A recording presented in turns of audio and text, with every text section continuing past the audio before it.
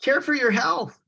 So don't overwork yourself. I have definitely tripped on that learning in my life, in corporate life. I've absolutely tripped on that in music. So in my music world today, as a keynote as well, I am maintaining, operating tour bus as a business. I am running the band with all the creative and all the management piece right now, which is huge. I'm also the business lead for all the bookkeeping and all the filings, regulatory filings. And then, as if that weren't enough, I'm flying around public speaking. I'll be in Arizona next week for the Strategic Competitive Intelligence Professionals IntelliCon conference. So definitely care for your health and don't set that aside and overwork too much, because there's a lot more life to be had.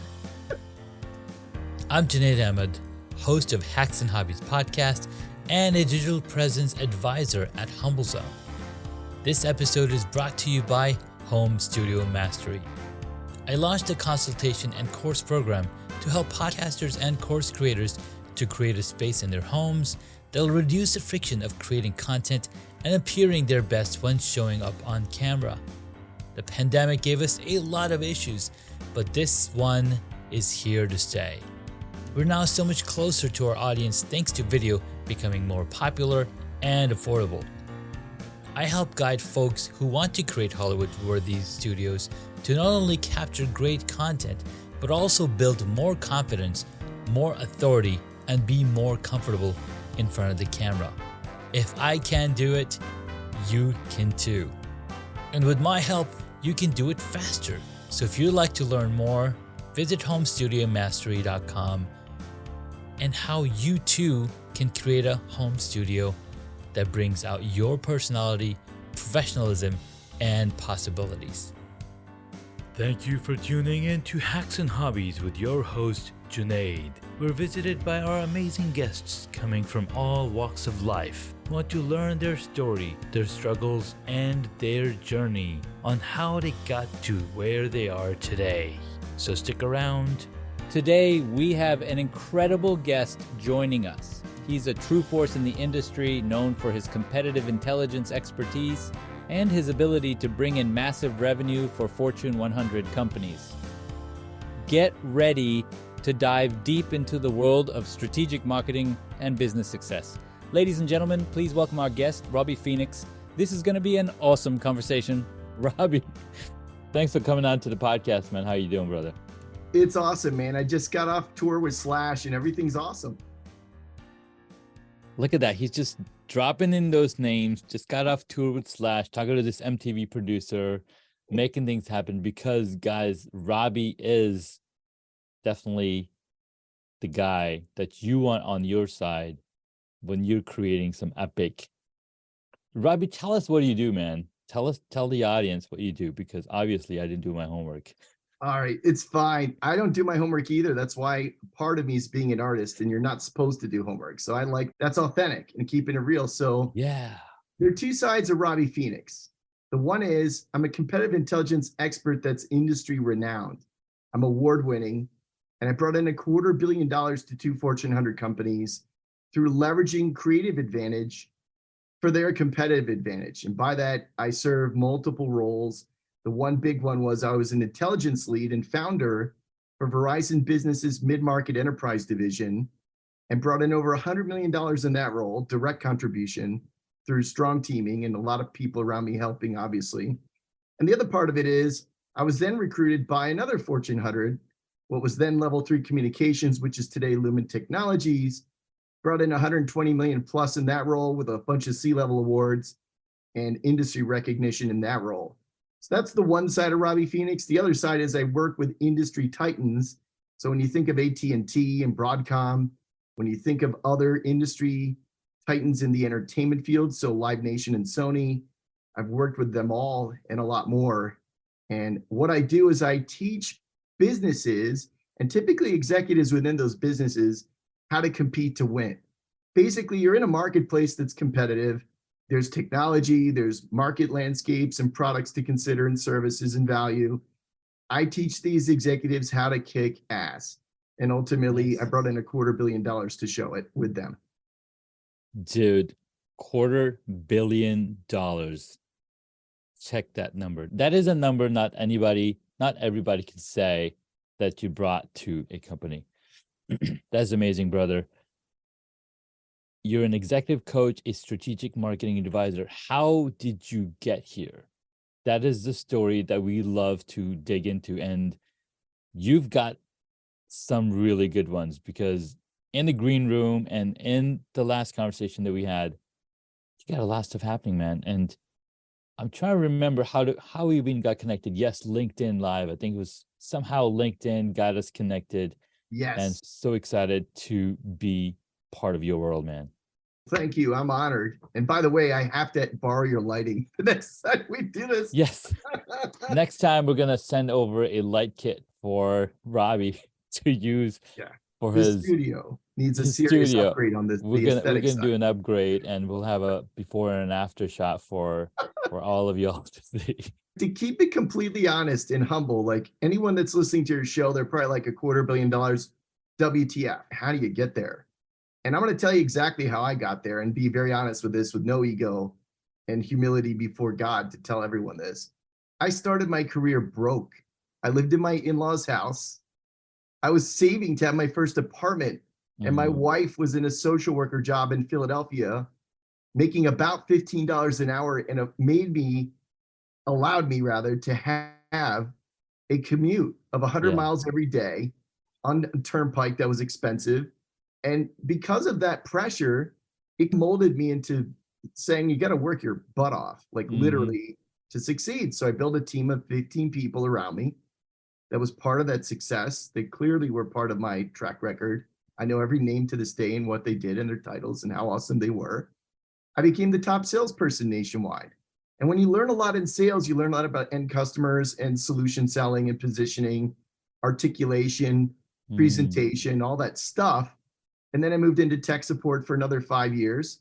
And in tech support world, you've really got to know network architecture. You've got to know at a deeper level the technologies and how they play, and codecs and all this stuff. And eventually that led to me asking questions, a lot of questions. They were logical questions.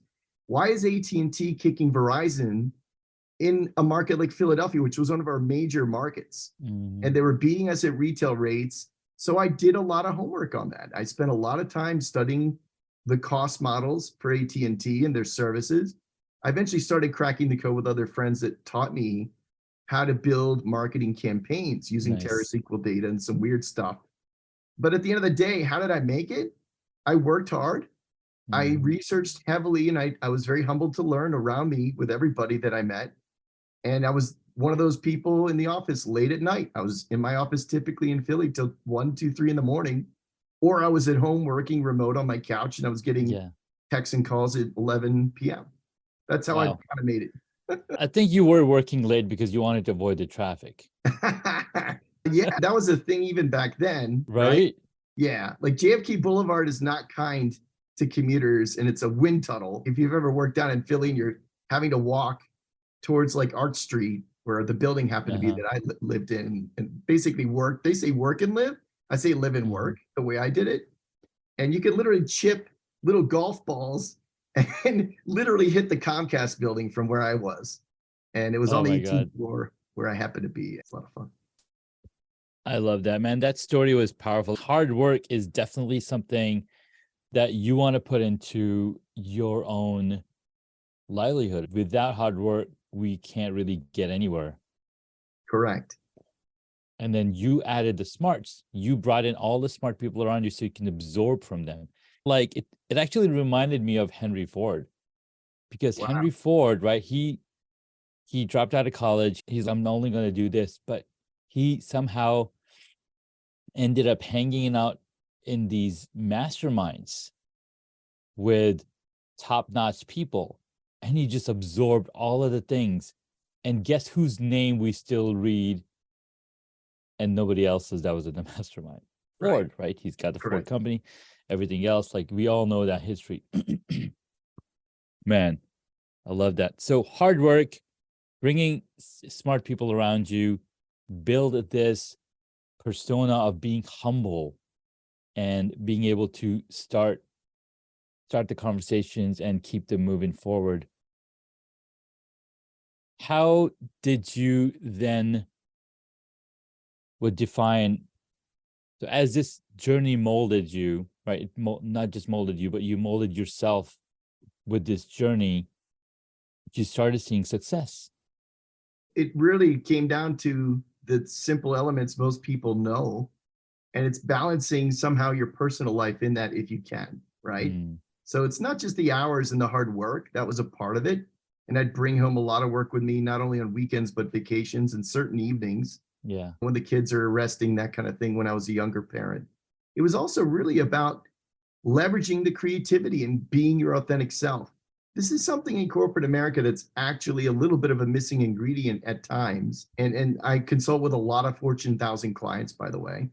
And I work with them on that because diversity or employee resource groups are wonderful outlets for people to express and identify with their identity and Yeah. administrate to something good in the community, let's say for goodwill. But at the end of the day, there's not this catalyst or bridge that exists for people that are not only business professionals and somewhat entrepreneurial, somewhat creative, Mm-hmm. yet also don't necessarily have the knowledge or the ways, the tracks Yeah. with talent development and leadership to accelerate their contributions. And that's the part, I mean, I'm just crediting back to all the leadership that was around me and the people around me at the time. Yeah. They made me successful. They allowed me to be myself. They allowed me to design custom marketing campaigns that absolutely didn't exist before I got into those roles. So that's really, when you get down to it, you need a network of people around you that identify a little and believe a Yeah. little, and it gets a lot easier. You are 100% right. No, no tree can survive without having deep roots. And connections that we make with people, the relationships that we build with people, are essentially the root system that helps you stand and get to where we want to get to. So that Correct. was beautifully put, man. Thank you. Absolutely. So as you're creating the life that you wanted, right? Leveraging your creative advantage, becoming a competitive. What were the things that you still use to this day? Because sometimes, oh, I've done this, I'm over that. But then there's a little bit of things that you're still bringing around because those were the core, I think core memories or core energy that keeps us going. It's a beautiful question. Honestly, it's very introspective and real. So I think there are three elements that I've used that have worked for me, and it may be a little different for some. Mm-hmm. The first thing was being my authentic self and leveraging true creativity in the approach of my work, right? So that's a Yeah. real thing. And the second part is really the techniques. So when you're a professional fighter or you're a professional ski boarder Yeah. or a tennis player, there's certain techniques in your repertoire that need to be honed in and fine-tuned. I was Mm-hmm. fortunate enough to have been a top salesperson, right? I was Yeah. the top 10% engineer nationwide at Verizon as well. And so I knew as my jump rope routine, I can actually do triples and I can go in front of clients and value position effectively. I can also break down the architecture and the technology to compete to win. And I also, for that matter, because I'm a competitive intelligence true expert, I know what their prices are on the ground, how they incent and promote their services, and how we position plus and minus against that. So in a very authentic way, I could go in front of any audience Yeah. at that point in my career and go, look, at the end of the day, here's how it really plays out for you as an end user. Plus and minus, we may not always be the perfect fit, by the way. Sure. That's okay too. We can be a part of your solution and participate there. So this is the element of what I use today also in the music industry. Yeah. So you start with the top down, you look at the market that artists aren't making it on CD sales, obviously, and they're not making it on Wait, they're streaming. still selling CDs? They do it on the road and they make Okay. their own kind of thing, or they go independent, so to speak, and they Yeah. make $5 a CD net, whatever that is. But it's not going to pay your diesel bill. No. It's not going to pay your tour costs, and it's not going to pay your marketing. So you got to keep it real and understand the market dynamics and drill down to those competencies I just mentioned to succeed. And that's really the key. I love that. Throughout this, I keep saying this. So we've gone past the origin story. We're in the thick of it, right? You've made it. and you're like, all right, this is a good place. I'm liking where I am right now. What? And then at this point, it's hard to point out what's your motivation, right? Because you've made it, you're like on this top of the mountain. This is so funny. I know I get this asked all the time because they go, and don't hold back. We're friends. You can tell me straight. Like, so what keeps you motivated going, okay, I've made it here, but then you got to come down that mountain to climb yet another one. Correct. It's 1,000,000% true. And I'll tell you exactly how. And there's another interview on my LinkedIn page that reflects a little bit of this too. Because I knew an entertainment attorney that was global that brought me onto his show some years ago. And he asked me the question. He goes, Robbie, you're phenomenal. When I knew you in corporate America, you made $250 million. You have a good living. What are you doing going into music? And I'll tell you exactly what it was. I used to volunteer in Las Vegas for homeless. I used to participate in serving community between my drives from Los Angeles and over to Denver while I was moonlighting, getting back into the music industry and working in a corporate life.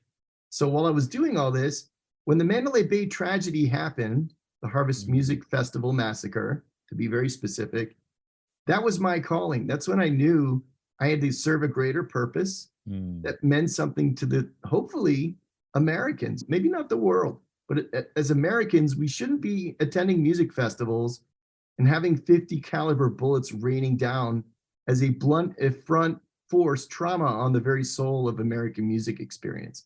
And that was my calling. That was the turning point that I said, I'm going to have to invest in this. I'm going to have to do a lot of things and learn, by the way, how to become a line producer and an executive producer. There you go. To self-create music. And that's when we had an opportunity to partner with Live Nation to do that. Man, I love your philanthropy of your time, right? People say, oh, I'm a philanthropist because I spend money. But what we don't realize is that you can be a philanthropist of your own time by serving the greater good. Thank you for that. And I would say there are many ways to participate in the world and give in and give back. I'm at a point in life where I want to build legacy that actually means something. So the music platform of my band, Sonic Octane, is exactly that. We talk about the underpinnings of violence in America through very subtle, tasteful motifs, or things like Big Pharma, or things like gun violence is a real thing to this very day in America. Unfortunately, it's a real hot topic. We're not super political, right? We're not going to tell people what to do with their lives. We're not statesmen or politicians or people in advocacy groups that are a little more educated there. Yet as artists, we can elevate the social discourse and raise the right questions through our music and film. And that's what we do. Man, I love that so much. Through music, we have moved mountains. One of the oldest song that I can remember that did the same thing was Michael Jackson, Heal the World. Right. Right. And I'm sure there's a lot more songs.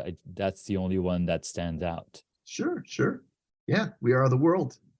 Live Aid, right? Yeah. These were monumental efforts that took thousands of people involved. And that's at scale. Like my ideal, we take the content we filmed, which is exclusive footage. It's high def. It's pro editing, and it's a film festival quality edit. It's not like your typical music video that you might have seen on MTV Headbangers Ball back in the day. Sure. And this stuff is beautiful. It's like David Lean meets Lawrence of Arabia and Dr. Zhivago meets a rock band, kind of. And the music sounds to me and some others that I've heard like Nine Inch Nails, Stone Temple Pilots, like that stuff. Yeah. And it was an unorthodox approach. You don't have rock bands renting out major Live Nation real estate in a prime market like Las Vegas after a massacre. No. With the acts of God you get for filming permission, by the way, to do that, you need tremendous trust to pull that off. And I had a team of 18 people, including myself, that were working and hired to do that. Nice. And so it was a different approach. And again, back to your question earlier about how do you ladder between being Robbie Zeus, the corporate intelligence lead, competitive intelligence expert, which was such a tremendous career, and it truly was, and it was a privilege. to this thing over here that's leveraging creative advantage again. So I didn't go to selling CDs and everything on Spotify and losing our shirts. I went to independent filmmakers and synced film deals. And we had 30 million song plays as a direct result of that first deal because of people that we knew and trusted us, believed in us. And so literally we had 30 million song plays in our first deal with a Daytime Emmy submission. So that's kind of how this works out. I love it, man. Hopping from mountain to mountain. You basically had a helicopter, right? You just grabbed and music created that sonic ladder. I love it, man. This story is amazing. Thank you for sharing, man. This has been really powerful. Let's take a quick break, and then when we get back, you're going to share 3 hacks to take away. Absolutely. I'm Junaid Ahmed, host of Hacks and Hobbies podcast and a digital presence advisor at HumbleZone. This episode is brought to you by Home Studio Mastery. I launched a consultation and course program to help podcasters and course creators to create a space in their homes that'll reduce the friction of creating content and appearing their best when showing up on camera. The pandemic gave us a lot of issues, but this one is here to stay. We're now so much closer to our audience thanks to video becoming more popular and affordable.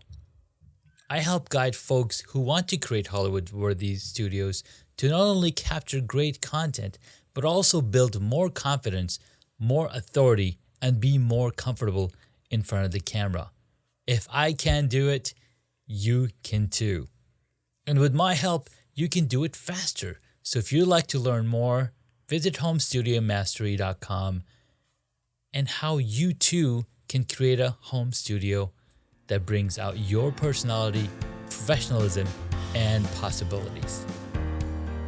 Hey guys, welcome back. We've been speaking with Robbie Phoenixx, the rock star for your creative advantage. Correct. Robbie, this has been so much fun, man. I hear you've got a few hacks to share with the audience.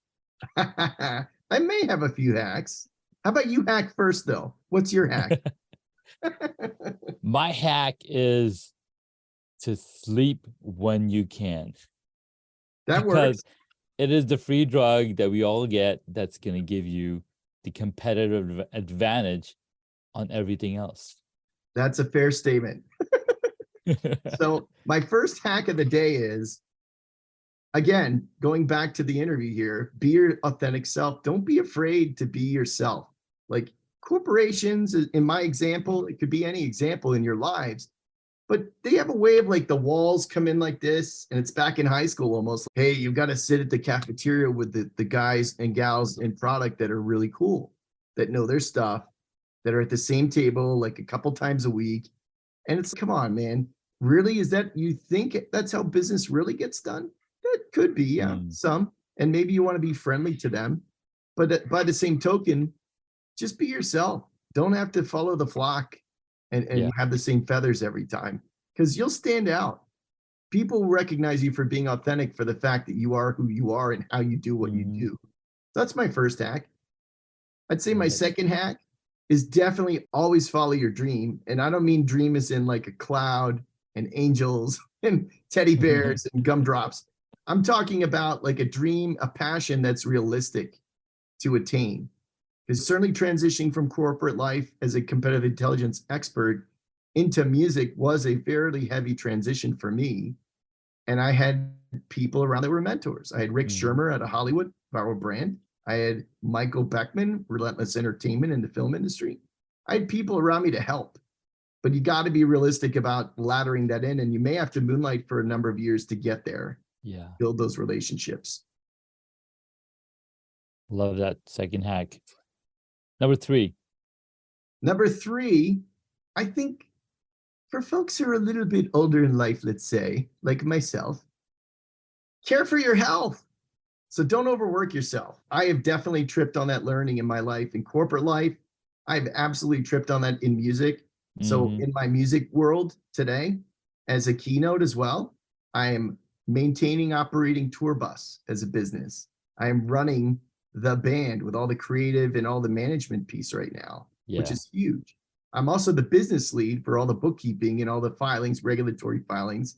And then, as if that weren't enough, I'm flying around public speaking. I'll be in Arizona next week for the Strategic Competitive Intelligence Professionals in Nice. Telecom Conference. So definitely care for your health and don't set that aside and overwork too much, because there's a love lot that. more life to be had. Yes, but no, health is absolutely very, very important. And as I said, mention sleep as being the number one hack. It's human beings, and this is something I learned today.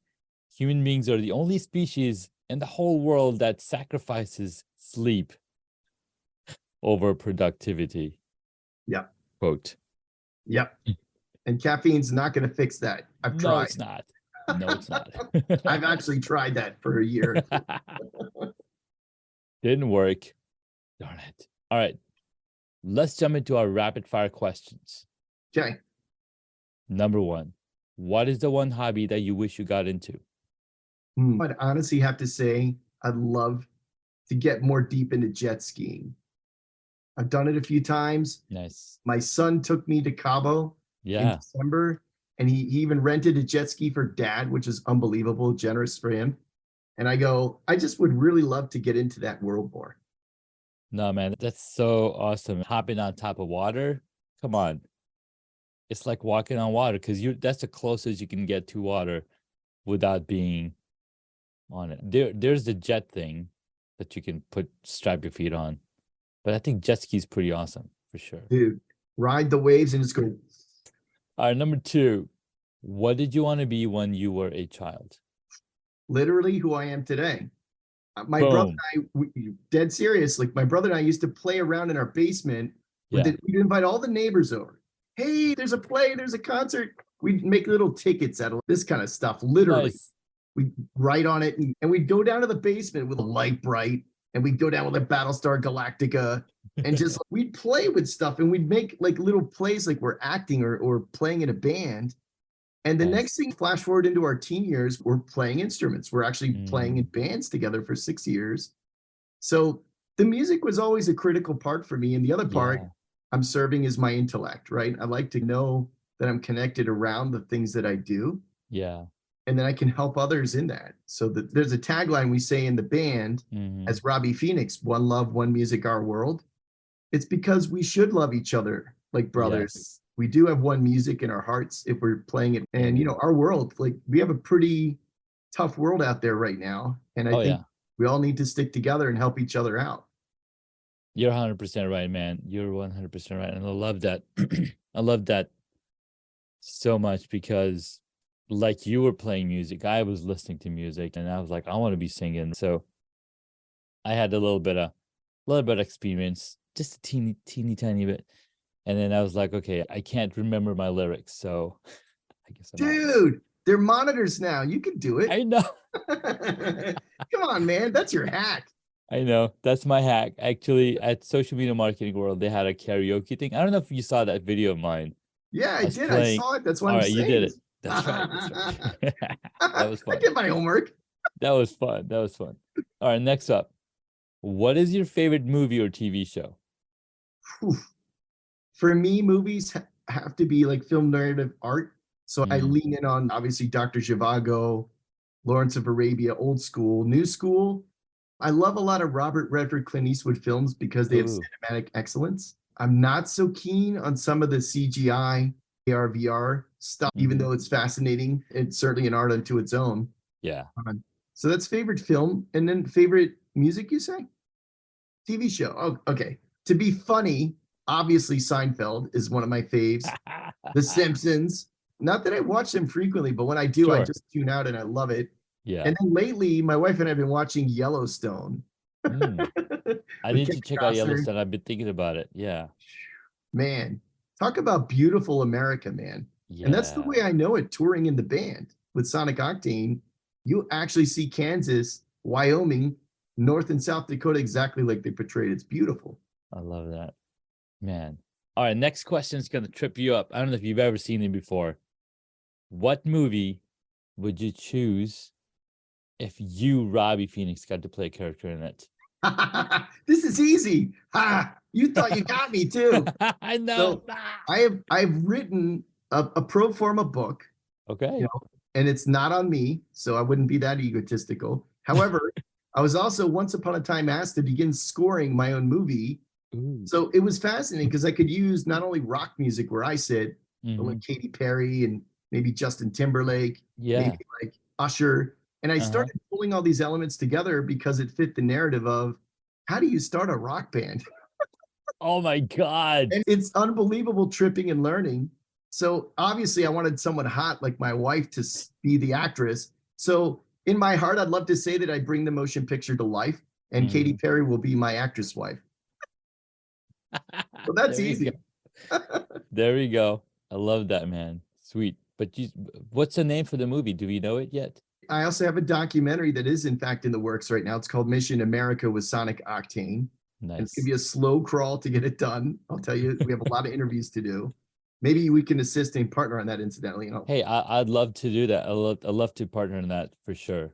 Yeah. All that. And so the motion picture is currently titled Mission America with Robbie Phoenix. Okay. So that's just pro forma. We'll see if we get investors around it, how they feel about that in the script. When we get When? investors. Yeah. Ooh, Not if it's Yeah. it's something like, I don't know it's gonna happen. When is we're just waiting on that time. I like to have this positive focus, forward facing. yeah, exactly.